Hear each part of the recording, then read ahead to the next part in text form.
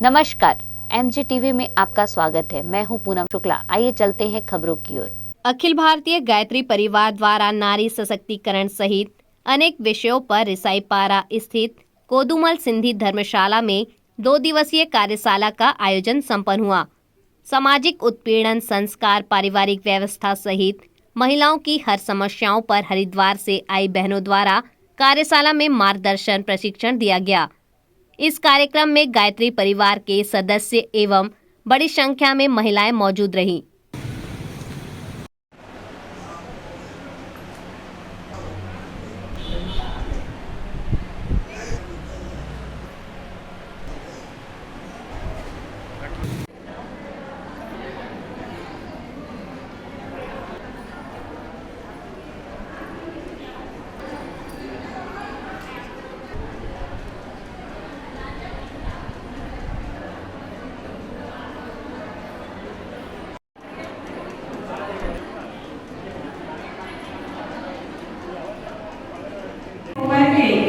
और जन जन तक पहुंचाने के भरसक बन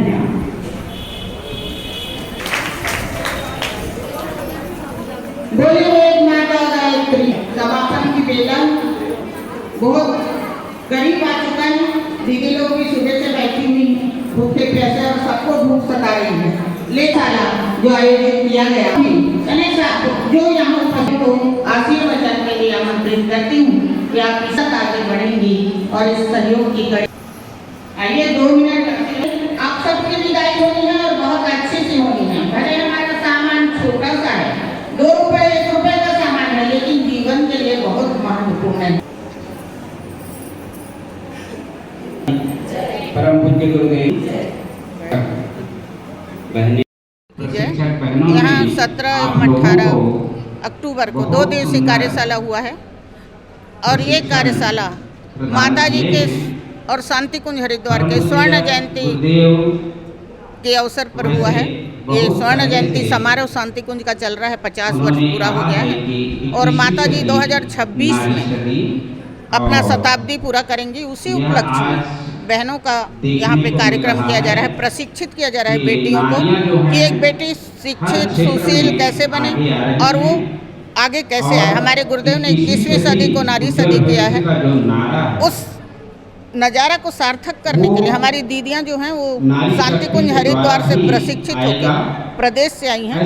यहाँ 2 दिन उन्होंने प्रशिक्षण दिया है और बहुत सार्थक प्रशिक्षण हुआ है। हमारी बेटियां फॉर्म भरी हैं, संकल्प ली हैं कि वो गुरुजी के सपनों को साकार करेंगी। माता जी को श्रद्धांजलि समर्पित करने के लिए सब लोग तैयार हुए हैं। एक बहुत सुनहरा और बहुत सुंदर कार्यक्रम का आज समापन होने जा रहा है। मैं धमतरी के सारे बहनों, सारे भाइयों को और यहाँ के सारे प्रतिभागी और सारे मीडिया वालों सबको का धन्यवाद करती हूँ कि ऐसे कार्यक्रम में आप सहभागी बने।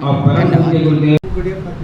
गायत्री परिवार शांति कुंज हरिद्वार के निर्देशानुसार जो कि स्वर्ण जयंती नारी सशक्तिकरण के तहत छत्तीसगढ़ के प्रथम जिला जिसमें नारी सशक्तिकरण का कार्यशाला आयोजित किया गया है, जो शायद मेरे जानकारी के अनुसार शायद कोरोना काल चल रहा था, कोई प्रकार की कोई ऑफलाइन प्रशिक्षण नहीं हो रहा था। तो भारतवर्ष का शायद पहला प्रशिक्षण नारी जागरण के ऊपर होगा। छत्तीसगढ़ में तो है ही है, पहली बार जो प्रारंभ हुआ है और शायद अन्य राज्यों में भी अभी नहीं हुआ, क्योंकि कोरोना काल के कारण सभी प्रकार के ऑफलाइन जो है प्रशिक्षण बंद था।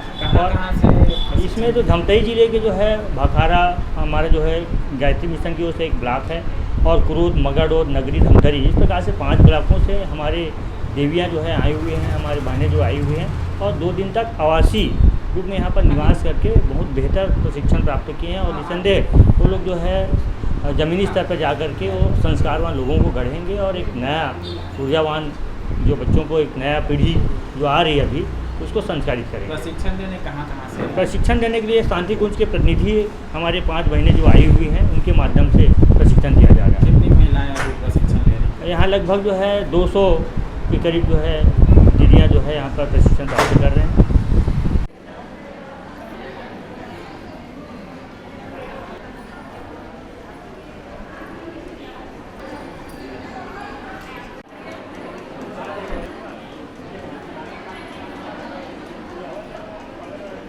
यहाँ पे नारी सशक्तिकरण का आयोजन किया गया है 2 दिवसीय, और बाहर से बहनें आई हुई हैं रायपुर से और बलौदा बाज़ार से, ऐसे करके एक टीम आई हुई है। और पूरे टीम जो है बाहर से हमारे जितने धमतरी ज़िले से बहनें आई हैं और माताएं हैं, उनको सभी को प्रशिक्षण दिए हैं। बहुत ही मतलब इसमें नारी जागरण में बहुत सारे प्रशिक्षण हैं कि बाल संस्कार शाला, किशोर शाला और आपका जो है कि नशा उन्मूलन, ये सारी चीज़ बहनें द्वारा से दिया गया है कार्यक्रम का। मैडम आपका परिचय? श्रीमती मंजू मित्रा, रायपुर से हूँ। और यहाँ क्या कार्यक्रम का आयोजन हुआ है मैम? अखिल विश्व गायत्री परिवार के द्वारा नारी सशक्तिकरण के लिए नारी जागरण 2 दिवसीय कार्यशाला, आवासीय कार्यशाला रही है। 2 दिन से कार्यक्रम हुए हैं। इसमें विविध विषयों पर, जैसे बहुत सारे विषय रहे इसमें, कन्या कौशल है, बाल संस्कार शाला है, नारी जागरण, नारी समस्याएं और उनका समाधान, नारी जागरण आंदोलन क्यों ज़रूरी है, उसकी आवश्यकता क्यों हुई, और जो विभिन्न क्षेत्रों में काम करने वाली जो हमारी बहनें हैं और जो नए युवती हैं अभी जो कॉलेज पढ़ रही हैं, तो उनको किस तरीके से मिशन के कामों में आगे बढ़ाना और उसके लिए कार्य करने के लिए बहुत सारे मिशन के काम होते हैं जिसमें प्रशिक्षण देने की ज़रूरत अब महसूस हो चुकी है। तो उसमें पहले शांति कुंज जा कर के प्रशिक्षण हो जाया करता था।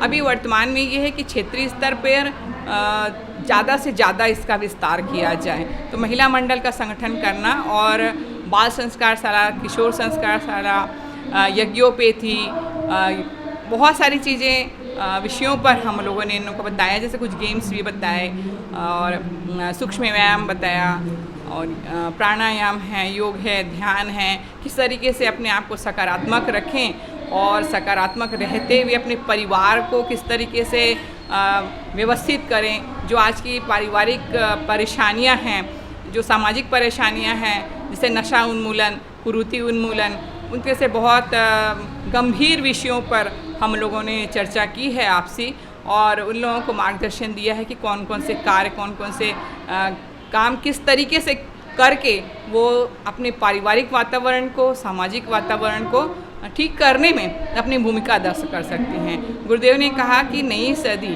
21वीं सदी उज्जवल भविष्य है और ये आएगी तो नारियों के माध्यम से ही आएगी।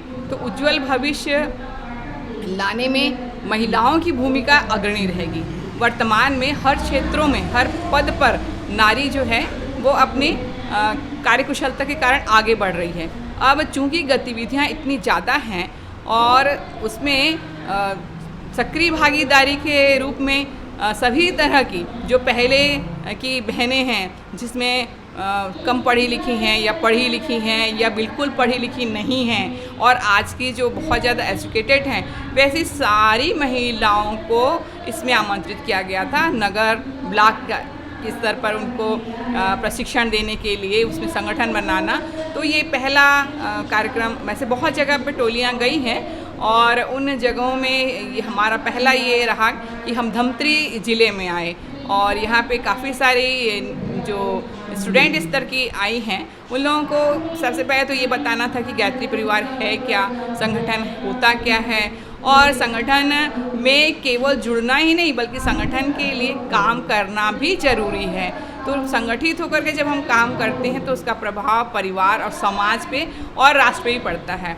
तो गतिविधियों को नई दिशा देने के लिए गायत्री परिवार ने कौन कौन से तरीके अपनाए हैं, इनके बारे में जानकारी देना और इनको आगे बढ़ाना, बहुत तेज़ गति से अपने मिशन की गतिविधियों को आगे बढ़ाना, सबके साथ मिल करके, समाज के सभी लोगों के साथ मिल करके गायत्री परिवार अपने अच्छे कार्यों को, आध्यात्मिक जो कार्य, जो बहुत सारे काम हैं, जैसे नशा उन्मूलन है, कुरीति उन्मूलन है और विद्यारंभ है, विद्या नहीं है, शिक्षा केवल है, तो उन बहुत सारी समस्याओं को केवल नारी ही ठीक कर सकती है, क्योंकि इस सबके मूल में नारी का ही अस्तित्व सबसे ज़्यादा महत्वपूर्ण रहता है।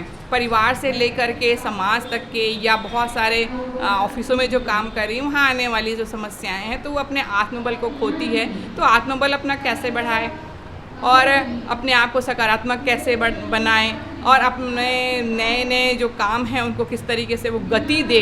तो उसमें ये आध्यात्मिक चिकित्सा और आध्यात्मिक वातावरण बनाने का जो प्रयास किया जा रहा है उसके तौर ये दो दिन का कार्यशाला आयोजित किया था। आवासीय रहा ये, अनुशासन का बहनों ने बहुत अच्छा पालन किया है, वातावरण भी बहुत अच्छा मिला और इस तरीके से हम लोग का आज दूसरा और अंतिम दिन रहा जिसमें अभी बहनों से फॉर्म भी भरवाए गए हैं कि वो कौन से संकल्प को लेकर के आगे बढ़ेंगी। जैसे बच्चों को है बाल संस्कार शाला, तो छोटे छोटे बच्चों को है जो अभी नशा के शिकार हो जा रहे हैं, गलत आदतों के शिकार हो जा रहे हैं और टीवी और मोबाइल के चलते बहुत सारी गलत उसके शिकार हो जा रहे हैं। तो उनको कैसे हम अच्छा रखें, कैसे उनके व्यक्तित्व का निर्माण कर सके, तो उनके लिए अलग से एक व्यवस्था के लिए उनको बताया गया कि कैसे हम बाल संस्कार शाला चला सकते हैं, ट्यूशन के माध्यम से, कोचिंग के माध्यम से। स्वावलंबन महिलाओं को जब आगे बढ़ना होता है तो उनके मार्ग में सबसे पहले आता है कि आर्थिक स्थिति की कमी आती है, तो उसके बारे में हम लोगों ने गाइडलाइन किया है उनको कि वो स्वावलंबन के माध्यम से कैसे छोटे छोटे उसको चलाते हुए वो कन्या कौशल शिविर भी चला सकती हैं, नारी जागरण भी कर सकती हैं, बाल संस्कार शाला, किशोर संस्कार शाला, नशा उन्मूलन, कुरीति उन्मूलन, प्रौढ़ शिक्षा, इन बहुत सारे विषयों पर उनको मार्गदर्शन दिया गया है। खबरें लगातार जारी रहेंगी, आप देखते रहिए MJ TV।